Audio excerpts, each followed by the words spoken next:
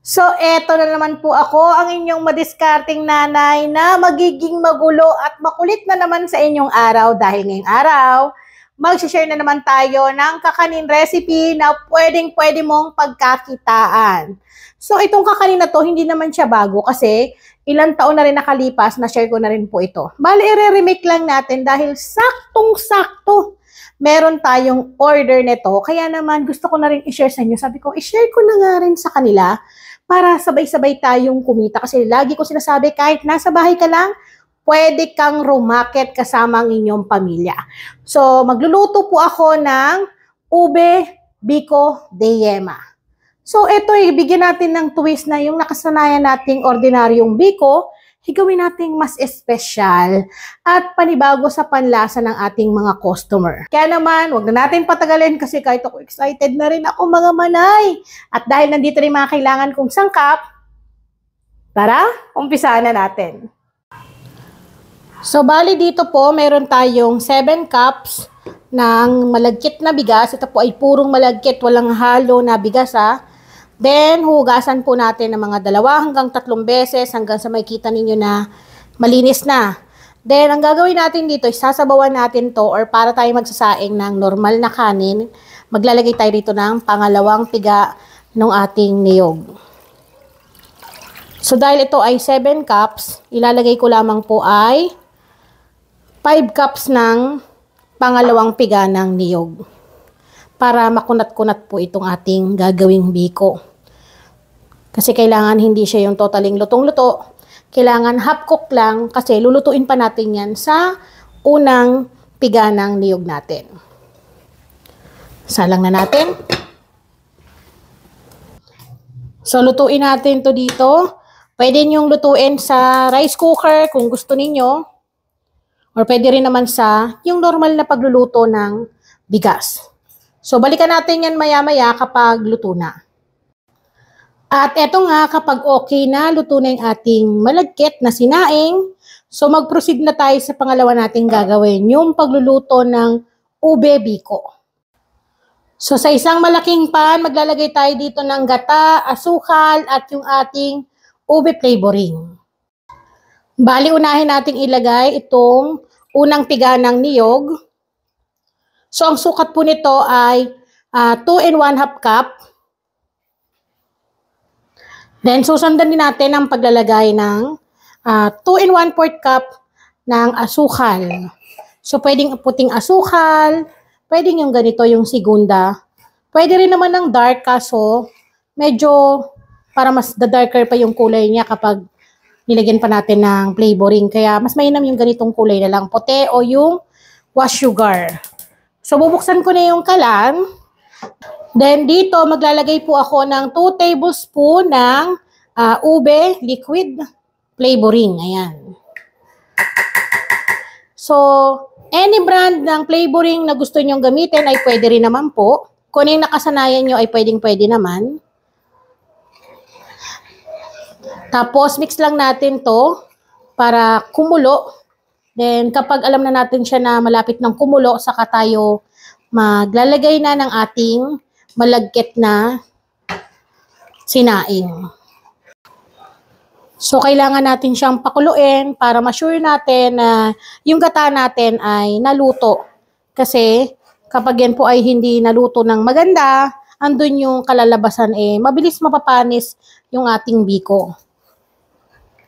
Then, hindi rin ako dito naglagay ng ube halaya kasi isa rin yun sa dahilan para mabilis mapanis yung biko natin. So, pero kung gusto ninyo at pampamilya lang naman at sure kayo na makakain din siya ng buong maghapon, pwede kayong maglagay.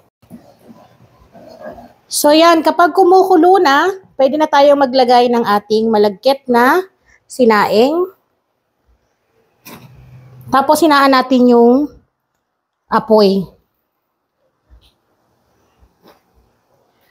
Then, ilagay natin lahat itong malagkit. So, isasama na natin itong mga tutong-tutong na to kasi ito yung masarap talaga sa biko, yung mga ganyan. Yung mga pinagtutungan na yan.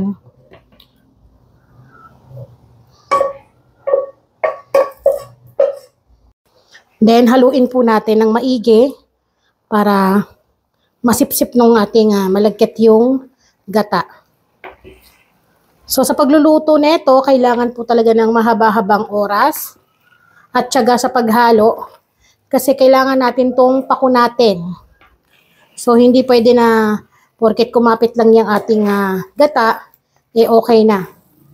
Kailangan yan po ay kumintab, tas maamoy mo na yung naglalangis-langis na rin siya, maamoy mo yung gata,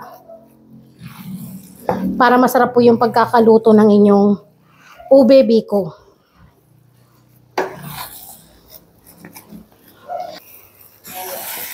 Then dito, maglalagay din po ako ng asin. Ito po ay pambalance para hindi siya nakakaumay.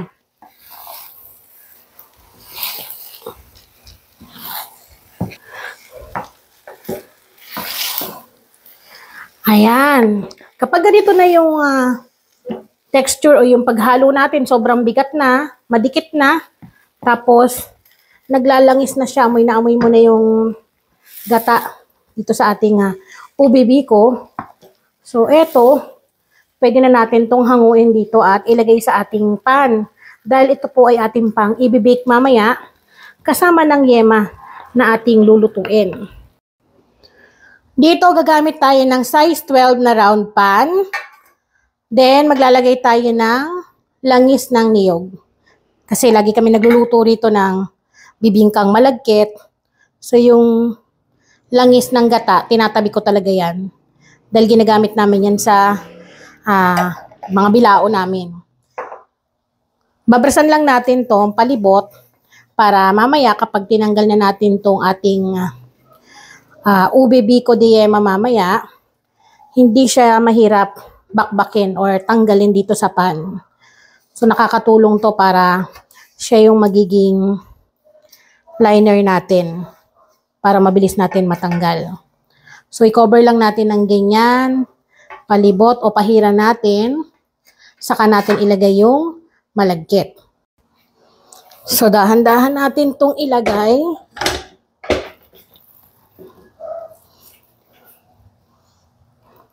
Lalagyan natin to lahat kasi sakto po ito sa size 12.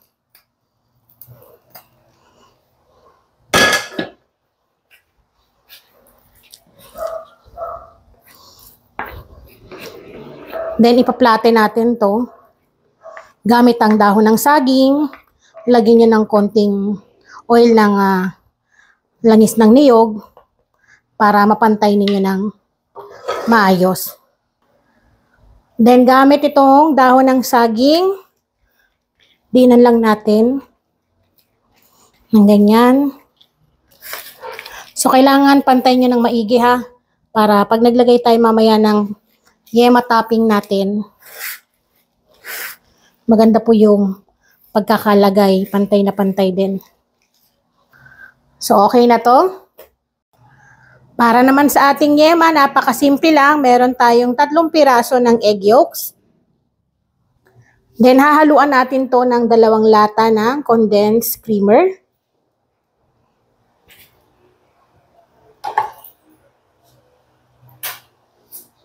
Then, durugin po natin yung egg yolks ng maigi. Para make sure po natin na walang buo-buo tayong makikita at kailangan pantay yung kanyang magiging kulay. Then, mag-a-add tayo dito ng vanilla para hindi siya malansa. Mga 1 teaspoon lang po. Tapos, mix lang ulit natin. So, hindi pa po nakabukas yung aking yung kalan natin ha. Nakapatay pa po yan. Kailangan haluin nyo muna ng maigi bago po ninyo bubuksan yung inyong kalan. Kapag tingin ninyo na wala nang buo-buo na egg yolks, so pwede na natin buksan yung kalan. Pero kailangan katamtamang apoy lamang po para maiwasan po na masunog. Then, wag po itong iiwanan. Continue sa paghalo hanggang siya yan po ay mamuo. Then, sa panghuli natin, saka tayo maglalagay ng ating butter. Ang paghalo po dapat Sa ilalim, gitna, gilid, kailangan lahat po yan ay naahalo. Kasi may tendency na masunog po yan at kapag nasunog yung ating condense, may kita nyo may lulutang dyan na itim-itim or nag-caramelize na yung ating gatas. Kaya kailangan po continuous ang paghalo. Huwag ninyong iiwanan. Then after 15 minutes, ganito na yung magiging itsura ng inyong yema toppings. So hindi natin siya kailangan patigasin ng todo para ma-spread natin siya ng maayos sa ibabaw ng ating biko. Pero again, sabi ko sa inyo, kung halimbawa di kayo gagamit ng oven dahil wala kayong oven, pakunatin nyo pa to na mga at least another 15 minutes saka ninyo ipang topping sa inyong ube biko kung wala kayong oven. Pero dahil tayo ay magbe-bake para mas lalo siyang kumunat, dapat ganito lang yung kanyang labnaw. Yan. Hindi siya yung sobrang labnaw. Malapot-lapot siya na naiwasan natin na masunog. Kaya kailangan talagang halong-halo talaga siya. Then, ang panglas natin, maglalagay tayo ng ating butter. 2 tablespoon ng butter para mas masarap, mabango habang binibake. Ganon din po ang gagawin ninyo kapag ipang toppings ninyo sa hindi na i-bake. Lalagyan nyo pa rin ng butter. Pero, again, ang idadagdag nyo lang is yung oras ng pagluluto. Papakunatin nyo pa siya ng matagal-tagal. Pero kapag sobrang tinagalan naman ninyo, ang magiging kalalabasan ng inyong yema ay pang candy na, yung pambenta sa tindahan na. So, eto, kapag natunaw na yung butter, patay na natin yung kalan. Then, mix lang natin hanggang sa ma-absorb ng ating yema, itong butter na nilagay natin. Saka naman natin to ilalagay dun sa ibabaw ng ating biko. So, maglagay na tayo. Yung sakto lang, wag sobrang kapal, wag din naman sobrang nipis. Itong tira, ilalagay ko dun sa nasa tab namin. Then, spread lang natin. Ganyan lang po. Pantayin natin ang pagkakalagay.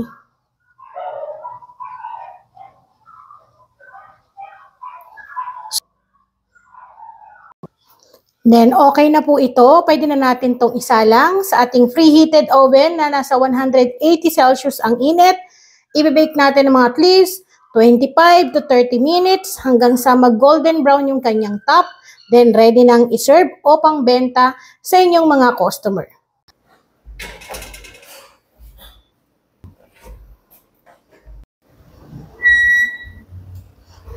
Ayan, dapat ganito yung makukuha nating top niya, yung parang nag-golden brown. Ang bango.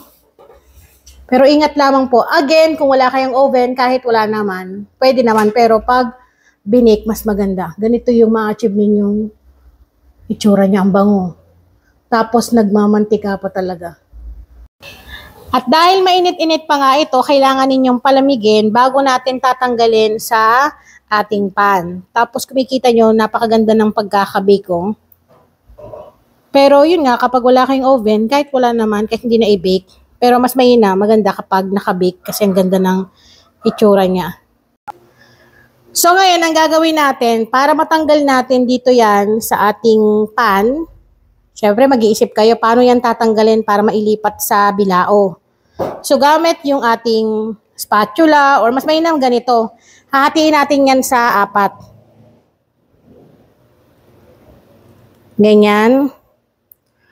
Tapos, tatanggalin natin yan ng paisa-isa. Katin din natin ng ganito dito. Huwag nyo ilulubog ng bigla kasi lulubog yung toppings natin. So, ganyan lang. Tapos, saka nyo idiin. Ayan. Then, isa-isahin natin na tatanggalin yan. Ilalagay natin sa bilao.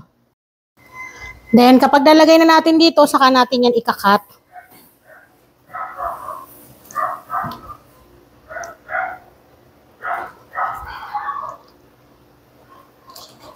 Yung timpla nito, hindi siya nakakaumay.